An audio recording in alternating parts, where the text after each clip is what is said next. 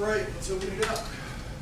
Yesterday, Pat said that Eli wasn't necessarily as accurate as he's been earlier in the season against Virginia. What did you notice from him in that game? I actually, man, he had a really great week of practice. Probably the best week of practice he had really in the last 4 or 5 weeks when it comes to just like being consistent, committing to every throw, shoot the first 2 days, I think it was like over 80% practice. So, it was a little frustrating, I think, the slow start, when you're getting penalties and you're getting backed up. So, you come out wanting to run it, and next thing you know, we're backed up, we run a draw on second down, and that don't go anywhere. And so now you're putting the ball in his hands a little bit earlier, as a young guy. And, I feel like this game, than the last couple games, we were prepared for what they were going to do. And he was prepared, and I thought he made a lot of great reads, and, he just, some throws you just got to step into and trust it and let it rip. And, and that's what's frustrating is that he knows he can make those throws. He's made them all early in the year. And he knows that, he can do those throws. So that was the most frustrating thing for him. He knew that, that if he makes 2 or 3 of those throws, man, it could change the game, Was the plan going into that game to try to run the ball a little bit more and ease your offense into what you guys are doing? Yeah, that's kind of been what we want to do is stay balanced, I think ever since, we kind of lost the left side, the Cal game in the first quarter, we've been just trying to find our 5 best guys. And we've struggled running. I thought, the game right after that, those 2 games. So just trying to get that part of the offense going. And also him knowing that, that we're probably going to have to run him. We were having to run him a little bit more too, just to help out with the run game, with the numbers to try to, create an advantage. So, we want to be balanced. We want to stay balanced. But, when you're playing first and long, second long, and third and long, it's hard to keep the run game going, and getting behind. So that's why we got to get ahead of people, That's why, early in the season we were getting up on teams, and able to play our game, and lately, man, we've been, getting behind and get behind the sticks too. You look at the first 5 or 6 games of the season, I think we were, number 1 in the conference in third downs, the less third downs played. So we weren't playing many third downs because we were very positive on first and second down. And that's where we've struggled on first down. Really, last 3 games, our output on first down has been less than 4 yards, whether that's the penalties or whatever. So we got to find a way to get positive plays on first down, which you look at the drives that we scored last game, that's what we did, and we were able to move the ball. So we just got to get back to doing the little things right.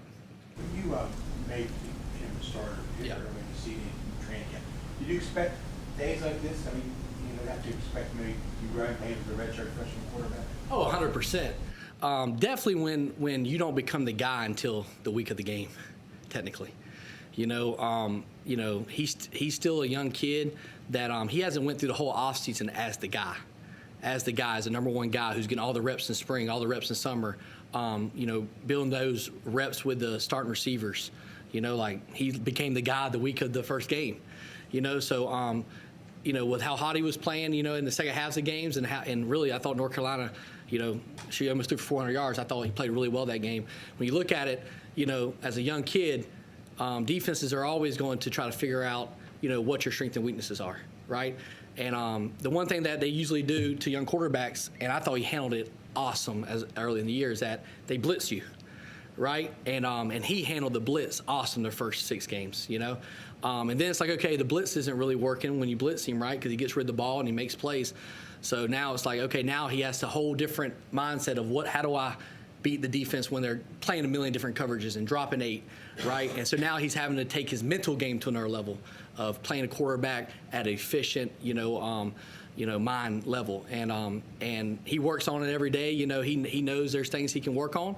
And like I said, last game I thought he played that way. Then obviously you got to make the throws, but I think he's getting better and better every week because he's getting different things. Experience is experience.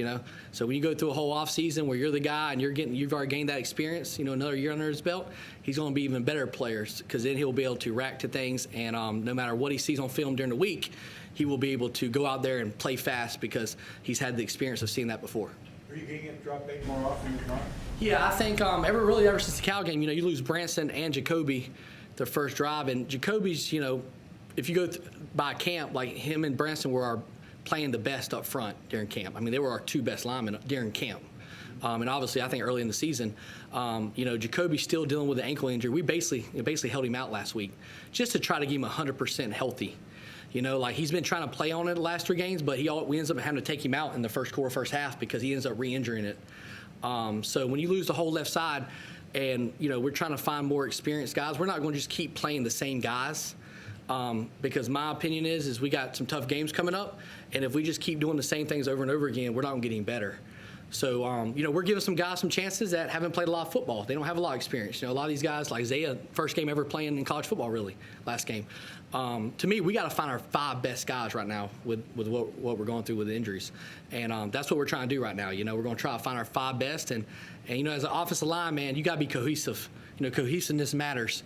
And we had those 5 guys through all camp, all through the first half of the season, and now we're trying to get that bond back, and we just got to find the best 5 that can help us go be successful. Are those procedure penalties and stuff? Is that just part of when you experiment and put new guys in place? That's just something you have to understand that's just a risk you're gonna have to take when you have so many new moving parts in there. Yeah, definitely up front. When it is the offensive line, you got new guys who don't have the experience of playing the first 5 or 6 games. So the game might be a little faster. You got obviously the crowd and everything going on. And when you're young, you're thinking a lot and you're trying to play right.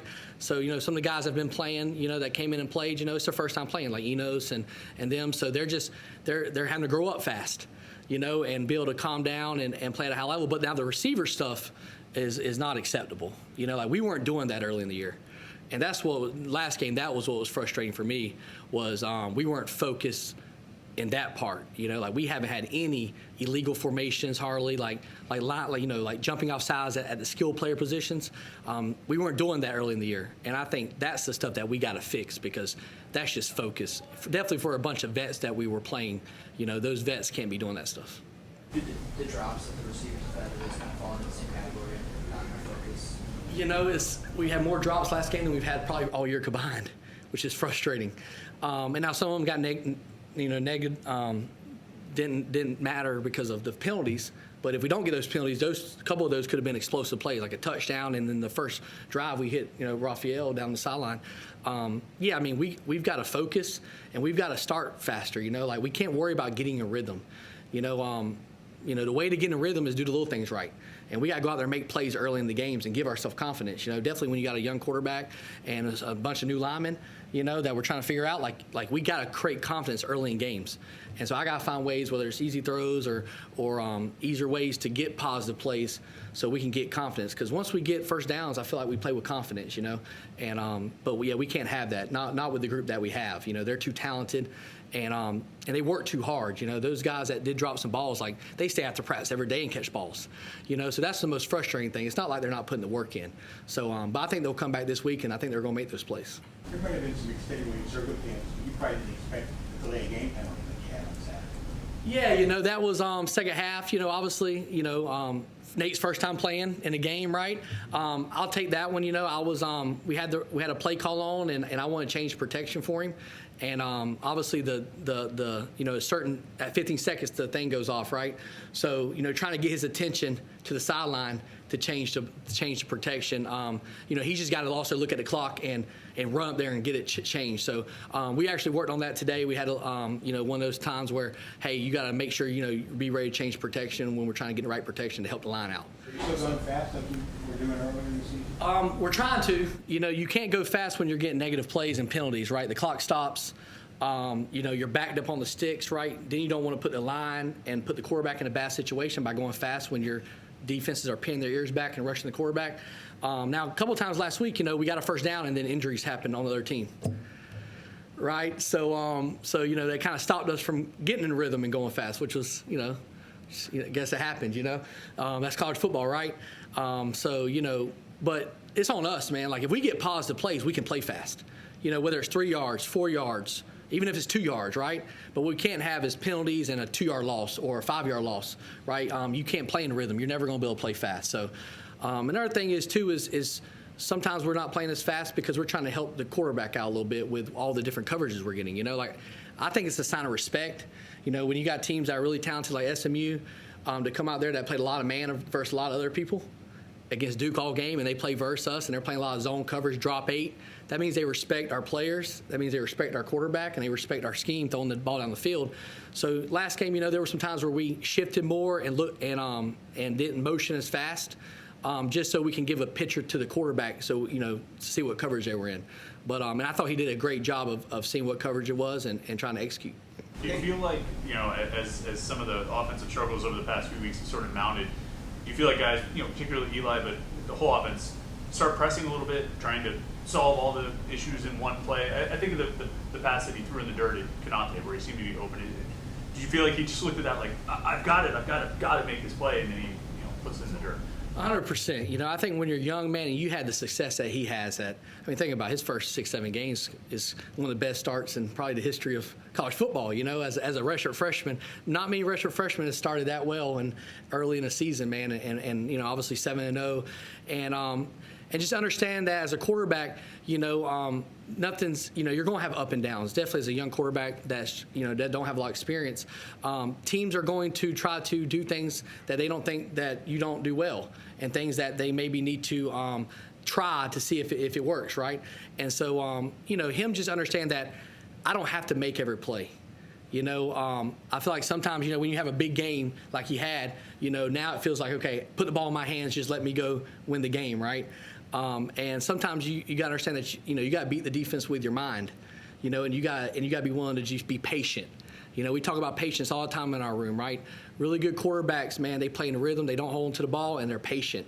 They take what they give you, and then once you do that, defenses have to be aggressive, So him just understand that part, that hey, not everything's going to be a big play, not every call is going to be perfect, but how do I make that call a positive play, right? Because if we can stay in positive down and distance and create, whether it could be throwing the ball away, it could be throwing a 3-yard check down and the guy gets tackled, right? If we can stay in positive down distance, then our whole offense, we can run our whole playbook. Okay, can I get a couple? We'll get a couple more. Does anything about Dez's success surprise you at this level? No, I knew it from when I recruited him in high school. When he stepped on campus at FCS school and he was the best player on the field. And it wasn't just because he's so fast and all that. It's just you don't realize how tough he is, man, and how powerful he is, and actually how football smart he is. That kid knows the protections as good as the quarterbacks. He can run routes like a receiver, and he's just a playmaker. I think he's the type of kid that, when you need a big play, he makes them. Like the swing pass. It was man-to-man. He made an unbelievable catch behind him, and it creates a big play, which we end up scoring. The run that he bounced, which he was real patient, that was a huge play in the game. We go down and score that drive. So if you look at when we had success, this year he's created big plays. Like if you watch early in the season, like we scored a lot of drives because he's the one that created a lot of times a big play. And I just think he has a knack for making plays, and I just think he plays with a chip on his shoulder. And those are the guys I love to coach, because they're never satisfied. Like no matter how he plays, like he's always frustrated when he's like, man, I could have ran this ball better, or man, I could have hit this hole better.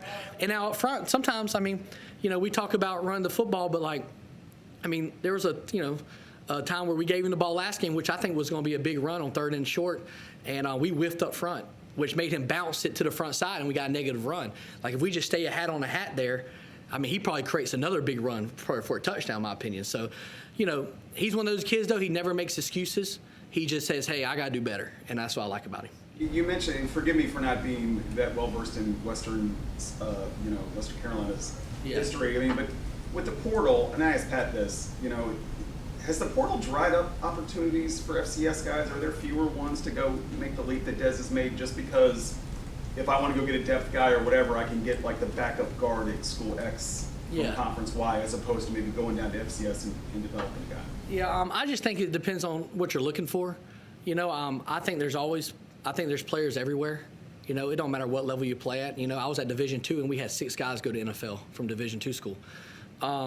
We had a guy get drafted, multiple guys. So, like, for me, the highest paid nickel in the NFL, Kenny Moore, was at Valdosta State, for the Colts. So, like, I just think, when it comes down to it, sometimes it's better to take a guy maybe from FCS that's played in 2-year starter, 3-year starter that has a lot of film that showed that he can play the game, you know. Sometimes you take guys that are on the practice squad or they're not really playing and you really don't know what you're getting, you know. Why are they not playing, you know? Could it be on the field, off the field? So I think it just depends on your team, you know, like what are you looking for? You know, like, you know, you want to make sure that when you do bring in transfers in, I really believe on offense, like you want to make sure that they're going to come in and make an impact and they're going to play. You know, nothing's worse than bringing a transfer in and if he's not playing a lot, you know, when you got young guys that you could be playing. So I just think, you know, as a program, you just got to be smart about who we bring in and obviously guys that can make an impact and help us win, which I think, you know, from last year to this year, I think we have, you know. You didn't have to talk Pat into it. It's like Pat talks about, you know, Yeah. if I have a choice between a guy that's 6'2" and a guy that's Dez's Yeah. size, as a coach, I mean, I'm going to gravitate towards the Yeah. bigger player, right? Did you have to talk him into Dez at all? No, not really. Just because the film popped off. You know, like if he was a kid that didn't play, you know, like maybe he was on practice, you know, as a backup or one, is different. But when he's that dominant of a player, I mean, you know, like it's not just what he did versus FCS schools. I mean, you know, you pull up the Georgia Tech film as a freshman, he had 150 total yards. You know, so he showed that he had the ability to make explosive plays. Now, could you believe how consistent he's been as just, you know, an every down back almost and being great in pass pro and returning punts and all that stuff? I mean, we didn't let him do that at Western because, you know, we needed him that bad to tote it a lot. So, but, you know, when it comes down to it, you know, I think Coach Dews does a great job of finding guys that fit our culture, right? Like what he wants, what he believes in, what we believe in here at Pitt. Like we find guys that fit that culture. And I think that's why we've had such a drastic year from last year to this year was we found the right guys in the portal that fit the culture, that fit how we want to play on offense and defense. And, you know, the offense is different than in the past, right? So, yeah, there's going to be times where, you know, size and things like that, like I just want football players, you know. I want guys that can help us win. And so we're always going to have those conversations and just find the best players that fit what we do. Coach, thank you very much. Good. I was just going to ask, what did you make of Nate's performance and how do you try to work with him this week to improve upon that?